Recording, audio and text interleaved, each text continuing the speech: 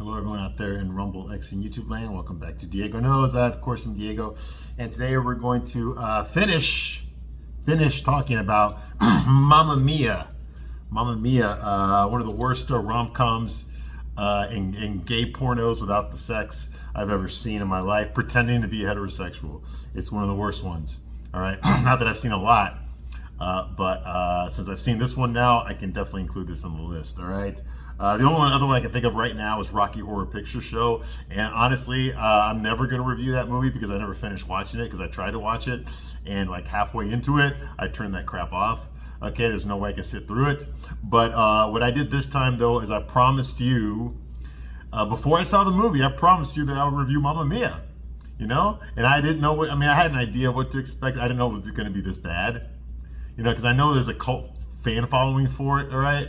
And I like ABBA's music. Like I said in the other videos on the series here, that I listen to disco. I love disco. I love ABBA. I remember when ABBA came out. I was a toddler at the time, but I remember listening to radio. I remember my relatives putting on disco clothes to go out, talking about Saturday Night Fever. You know, jamming to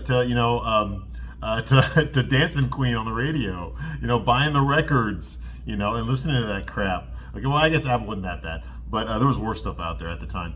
But I remember that very well from my childhood. One of the earliest memories I have. But I remember the effect that ABBA had. And so I figured, like, well, they're going to play ABBA songs, you know, let's check it out, whatever. You know, I've done musical theater before. You know, if you watch my videos, you kind of know my background already. I did acting for a while, okay, and all that kind of stuff. I did theater and stuff like that. And like I said before, okay, theater is a lot of gay guys. A lot. So I can totally understand why gay guys, flocked to this movie like freaking mosquitoes or like flies in a fly trap. Okay, like the electric fly traps that they have. Okay, definitely. Okay, this has gay written all over it. Okay, but officially it's heterosexual. But we all know better, don't we? Okay, so I get all that. I get the fan base. Like, I have nothing against the genre. Okay, I don't care what the genre is, but tell me a good story. Just tell me a good story. And this story is so convoluted and so unbelievable. You know, these aren't real people. These are cartoon characters. You ever watched a cartoon before? Like maybe, I know I'm old, okay, but like Scooby-Doo or something, you know? There's no way in hell something like Scooby-Doo would happen in real life because the plots are so simple and everything happens so conveniently that in real life it doesn't happen, but you don't care because you're watching a cartoon. You already know it's not real. Okay, they got a talking dog, for Christ's sake. All right, the backgrounds keep staying the same no matter how far they keep running. Okay, so you get all that. You know that this is not realistic at all. It's a cartoon. It's not supposed to be, drama. Okay, it's a friggin' cartoon. Okay, well, watching this, these are real actors, and they're going through real dramatic stuff with a flair of comedy. Although I didn't really laugh at all during this movie. Lots of singing and dancing, and I expected that. It's a musical. I get it. But it's like watching Scooby-Doo. It's like, okay, this is such a ridiculous plot. It would never stand up to scrutiny at all. Okay, so how do you pull this off? Well, it's simple. Okay, you write a gay-centered story about what gay people think heterosexual relationships are. Like basically like Sex and the City or anything else, every other chick show that's out there, because they never get the straight guys right. You do that, and then you create these caricatures of men. Okay, how you wish if men were women, and if there was a woman in drag, okay, if there was a woman pretending to be a guy, okay, that is how these men act. They act like a woman pretending to be a guy. Like they kind of act like a guy, but you can tell that there's something feminine about them. Okay, that you can't fake, you can't hide. Okay, you've ever seen a woman pretend to be a man? Okay, maybe the spell, will last for a couple of seconds, but eventually you're gonna be, wait a minute, this is a chick. Okay? Because they're gonna act like a chick. Okay, no matter how much they're trying to hide it and trying to do the stereotypical man stuff, walk with their shoulders back. You're gonna tell, okay, that this is really a girl. Okay? Well, that's how the men in this movie act. Okay? Like they're acting like women. They're acting like they were like the screenwriter wrote 3 or 4, if you count Sky, 4 women, but had them played by a man. Okay? That's what I think happened here. Okay, because they don't know how to write men. because there's no heterosexuality, and nothing heterosexual about this movie. It's play acting. It's pretending to be heterosexual. And there's definitely no testosterone at all in this movie. Anywhere near this movie, there's no testosterone at all. There's no men acting like men. Okay? And the reason you're only hearing about it right now from me, okay, some 16 years after the movie came out, is because I'm probably the only straight guy that fucking watched this thing. Okay? Who wasn't pushed to watch it by his girlfriend or wife. Okay? That's probably why. Which is why I created this channel. Okay, to give you a straight man's point of view, so you can understand some of the crap out there and how it doesn't fit into real life. Now, all movies are fake. I get that, but some movies are better than others. The suspension of disbelief is the most important part of a movie. Otherwise, you're not entertained. You're not invested in the characters. You're not invested in the story. Okay, you've got to, the movie has to hypnotize you in a sense, to not cut out the outside world and just focus on the story being told. Okay, the best movies are capable of doing that. They got you captivated. How's the story going to end up? What's going to happen to who? Those are the best. What else exciting is going to happen? Because I'm in it now.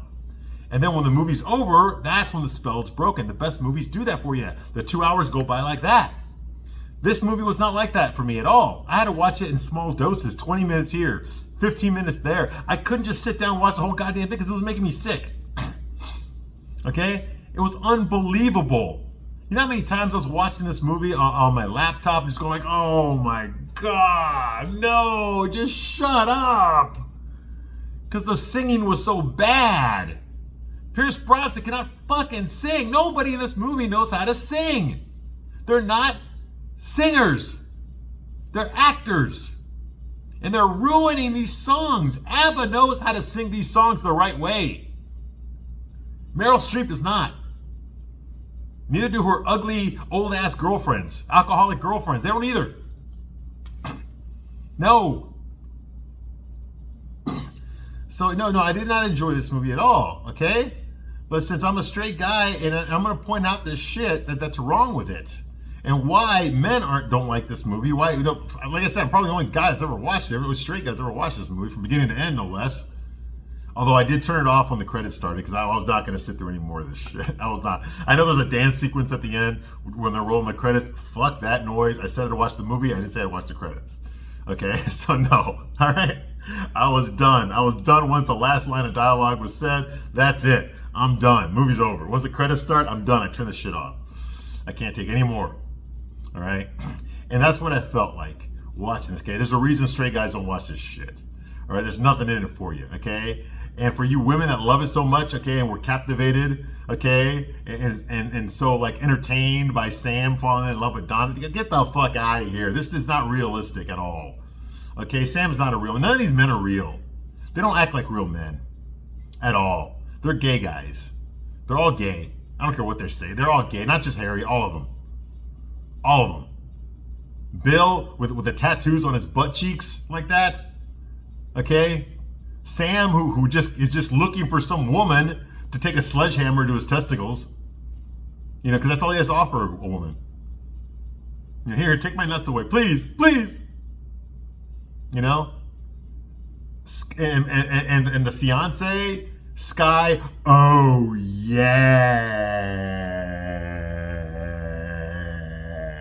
yeah, Sky Raymond. Okay, the gay guy that Sophie's gonna marry. Are you fucking kidding me? This guy likes to hang out with a bunch of fucking dudes in Speedos in the beach. Like what the hell is this? You gotta be kidding me. This is when the hell did Meryl Streep? When the hell did men start worshiping Meryl Streep? She's butt ass ugly. For Christ's sake. You're supposed to convince me that she was a whore in her youth 21 years ago when she fucked 3 guys over the course of like 6 weeks? Okay? And that's just 6 weeks. Imagine how the rest of her life was, okay? Well, Meryl Streep was 58 years old when she filmed this movie. She was 58 years old. I checked the birthdays, okay? Her girlfriend's Tanya was 56 years old, okay? And Rosie was like 55 years old, okay, when they filmed this movie. These women are in their late 50s. So you do the math, and Donna's daughter is 20 years old. So that means that Donna was impregnated 21 years ago, which would have made her 37 years old. Okay? What the fuck?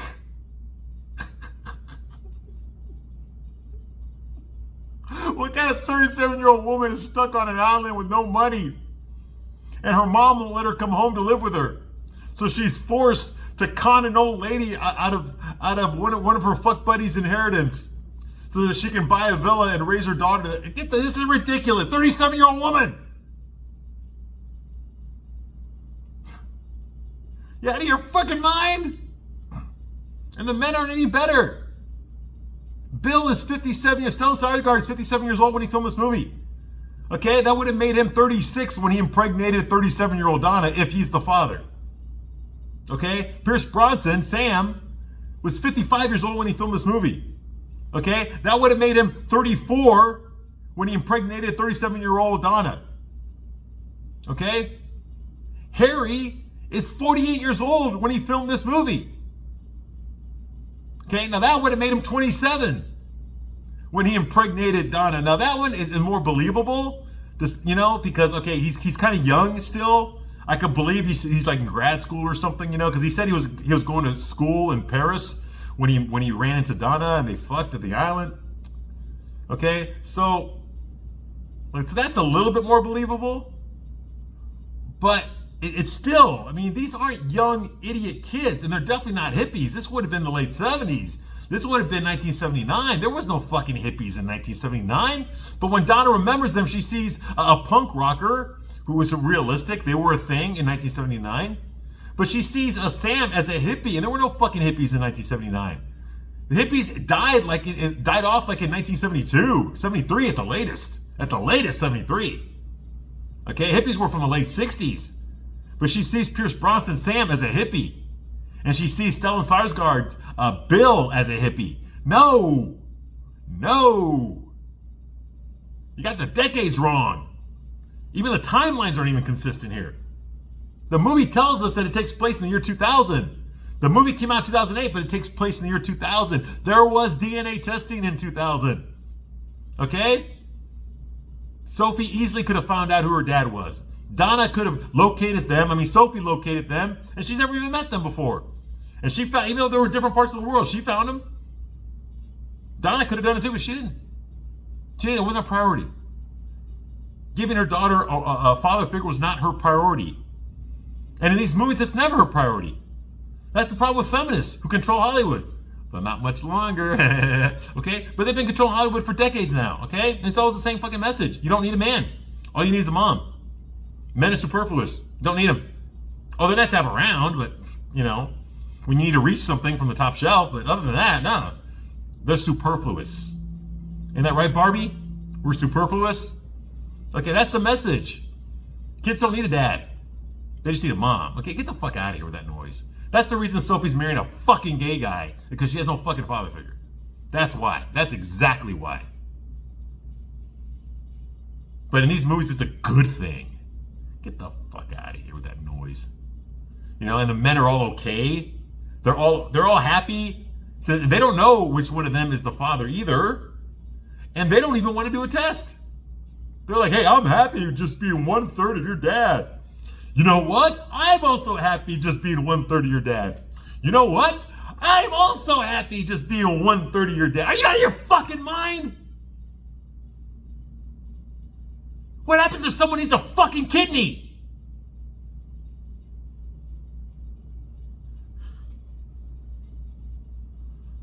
What if there's some sort of fucking hereditary disease that she needs to be screened for? Nobody fucking thinks about this shit. And women, I dare you to find one fucking man out there that's okay. That's okay with sharing his child with 2 other fucking men.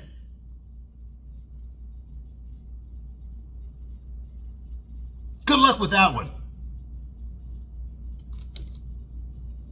No.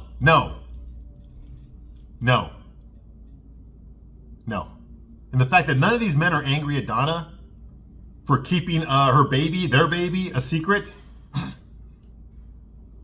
And Sophie apparently is okay with it too.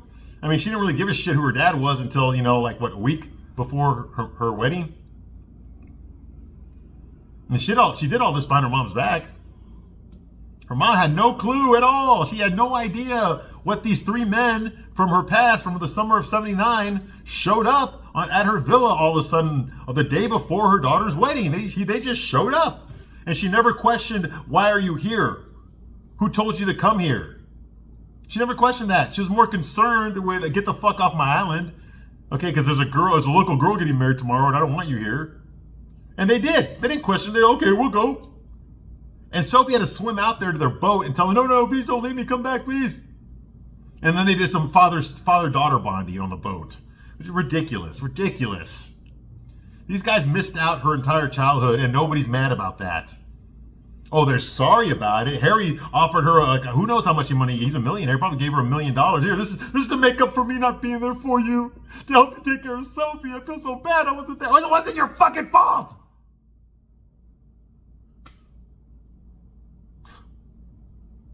Jesus fucking Christ. Sam has 2 sons with his ex-wife. That means that Sophie has 2 fucking brothers that she never fucking met. If he's the dad, of course.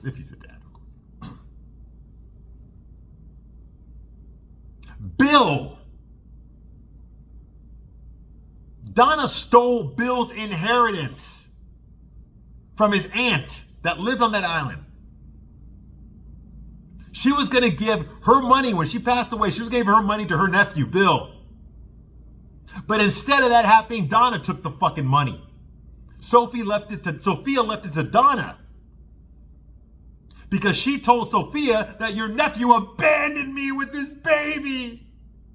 And now I don't know what to do. And that's how Donna bought the villa there. And Bill's not even mad about it. He's like, I always assumed that my great aunt Sophia would just leave the money with a relative. I never checked on it. I never came back here to find out. I never even showed up at her funeral, or else I would have wanted it done if I had. So no, I don't give a shit. You fucking crazy. All right. Let's finish this thing, man. You see how pissed off this movie makes me? You see? This gynocentric fucking filmmaking. We gotta get men back in this thing, man. You know what be a really good chick flick? Where a woman acts like a woman and where the man acts like a fucking man. That would be a good movie. I would love to see that movie. I would love to see that movie. Yeah. All right, how's this for a movie? How's this for a chick flick? Woman is a slut. She finally meets a guy who's good to her, takes care of her. She falls in love with him. Okay? They start dating. They start getting serious. But then all of a sudden he finds her fucking OnlyFans. And then he dumps her fucking ass. Because he can't get, the whole idea of her taking 2 fucking cocks, like Chinese finger cuffs. When he saw that video, it kind of like turned him off to being in love with her anymore. And he told her to fucking hit the bricks, man. Get the fuck out of my life. I don't want to be in a relationship with someone like you. You should have told me this way early on. And then she's just like, oh, damn it. You see what I mean? Maybe I should have done that OnlyFans. Maybe I shouldn't have done that fucking foursome, okay? And let the whole fucking world see it. Oops. My bad. You see what I mean? That would be a realistic chick flick. You ain't gonna see that. No, because sex positive. For women, at least. It's always sex positive for women. Not for men, for women. Right? That's why you gotta have your abortions and stuff, right?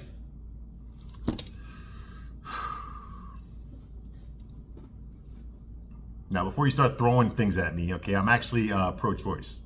Okay? I'm actually pro-choice. So don't get me started on that. Anyway, let's finish this goddamn movie, all right? So we left off last time. The wedding's off, Okay, Sky and Sophia, they're not gonna get married after all because all Sky only wanted to marry Sophie because she wanted him to. Okay, that's why he did it. He wanted to stay out there and have sex with all the Cabana boys that worked there in their speedos, and Sophie wanted to wanted to tie him down. He wanted to travel around the world, okay, but she wanted to stay on the island and work for her mom, not because she really wanted to, because she didn't want to leave her mom alone. Okay, that's why she instead of pursuing her art career, she decided to stay and help her mom out at running the villa. Okay, and Sky wanted to leave the island and travel with it, but he fell in love with Sophie, so he decided to stay there with her too. Okay, even though it's not what he wanted to do. All right, he wanted to go have sex with all the men, travel around the world and get AIDS. All right, and Sophie wants that too. So they call off the wedding, and right before they do the nuptials, okay, and they leave. Okay, immediately after that. Sam gets up because now the priest and everybody there is like all the family members, all of Sky's family is there. Okay, like I said, Sophie only has a couple of people there. Okay, now the priest is there still gonna be a wedding? Like, well, what is this? Okay, and then Sam stands up. Okay, Remington Steele himself, Pierce Bronson, he stands up and says, he's an American in this movie, but he's still got the British accent, and he says, "Father, why waste a perfectly good wedding?" "What do you say, Sheridan?" He calls Donna by her last name, Donna Sheridan. He calls her Sheridan, okay? "What do you say, Sheridan? You're going to need someone willing to let you smash his testicles with a sledgehammer. Who else is going to lick your asshole clean every day? What do you say, Sheridan? Let's get married." Okay? And Donna says, "Are you out of your mind, Sam? I'm a slut, not a bigamist." "Sheridan, who else is gonna peg me with a 14-inch black dildo named Brutus? Let's get married. Besides, Sheridan, I'm divorced now.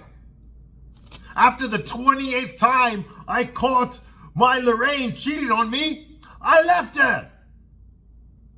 But I've loved you for 21 years. And I've been trying to tell you that ever since I set foot on this island."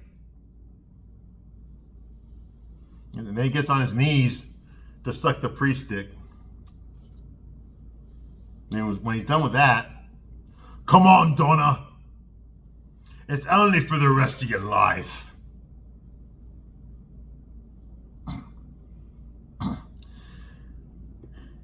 And before Donna answers, all of a sudden they go into a fucking song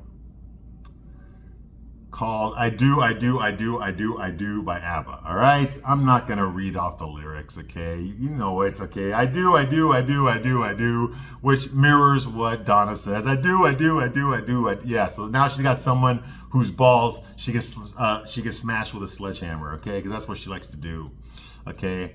She can't handle a real man, only a man that's willing to fucking take it up the ass like her, all right? Yeah. And by the way, this rendition of I Do, it's disgusting. I was like this, watching it, like, oh God, no. It's absolutely fucking horrible. If you want to hear this song, just listen to it on YouTube, okay, by ABBA. Don't listen to this version. This version is a piece of fucking shit. Most of the songs, not all the songs are a piece of fucking shit. Now, Amanda Seyfried, who plays Sophie, she can sing a little bit, I'll give her that, but nobody else in this fucking movie can sing, okay? It's fucking disgusting. It's terrible. It's absolutely fucking terrible. Okay, it's like watching fucking what was that show? America's Got Talent or some shit like that. With Simon Cowell. Yeah, it's like that. It's fucking horrible. All right. So yeah, and so of course they kiss each other. Donna and Sam kiss each other. Okay, and they're so happy. So their whole love story gets resolved just like that. He shows up on the island yesterday, and he's still in love with her, did nothing with his fucking life. She's still in love with him, did nothing with her fucking life, okay? So, of course they're meant to be together, okay? Do you realize in the past 21 years, they've probably only known each other for maybe 3 weeks at the most? And think about that for a minute. In the past 21 years, They've only known each other for about 3 weeks. Okay? And most of that was 21 years ago. All right? Just think about that. Okay, for a second. Okay? Before you start praising this movie and telling me I'm full of shit. Okay? For not liking the ending. All right? Just think about that. All right? All right. So I have to sit through that, okay? And then all of a sudden there's a reception. And guess what? Remember when Sky picked up Sophie and ran out of the wedding hall because they decided not to get married? Okay, well, I assumed that they would leave the island, right? And go world, I guess they stuck around. So why the fuck didn't they just stay in the church to watch, so that she could watch her mom get married? Okay, think about that. Sophie wasn't even there to watch her mom get married to Sam. Okay, but she's there for the reception. She's there at the after party reception, right? Get the fuck out of here. Okay? Okay, and then of course we hear another song by ABBA, When All Is Said and Done. Okay? And then Bill, Mr. fucking, Mr. Adventure Bill, okay, you know, who owns the boat, who rides a Harley, okay, the travel journalist, okay. He's sitting there next to Butt Ugly Rosie, who basically looks like Estelle Getty. So that's Sophia from the Golden Girls, okay. He's sitting next to her, okay, and he tells her, he says, marriage, it's not for me. Well, of course not, because you're fucking gay, and they don't allow gay weddings in Greece. But then he says, marriage is not for me. I'm a lone wolf. Okay? And this turns on Rosie's like, because earlier in the movie, Rosie also said, she said, the reason I've never gotten married, okay, is not because I'm butt fucking ugly, chain smoking alcoholic, okay, who's 50 fucking 7 years old. That's not why I never got married. It's because I'm a lone wolf. That's what she said in the movie, earlier in the movie. So now she hears Bill say the exact same thing that she said. And don't forget, she spied on Bill earlier in this movie, right before, when he was buck-ass naked, except for wearing an apron, sitting next to very, very gay Harry. They were sitting having a conversation. Harry's trying to come out to him, and Rose was right there spying on them. And just in time to watch Bill, who always has conversations with men at the breakfast table in his boat while he's buck-ass naked, except for a fucking kitchen apron on, turns around and shows off his fucking beautiful fucking eyelid tattoos that he has on each fucking butt cheek of his fucking ass.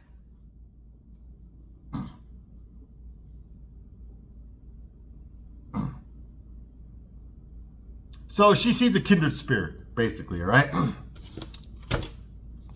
So now she attempts to sexually assault him. Okay, she attempts to rape him now because she realizes that he's a lone wolf and she's a lone wolf, okay? Okay, and then that might probably be true, but they're lone wolves for different reasons, okay? Bill can get laid.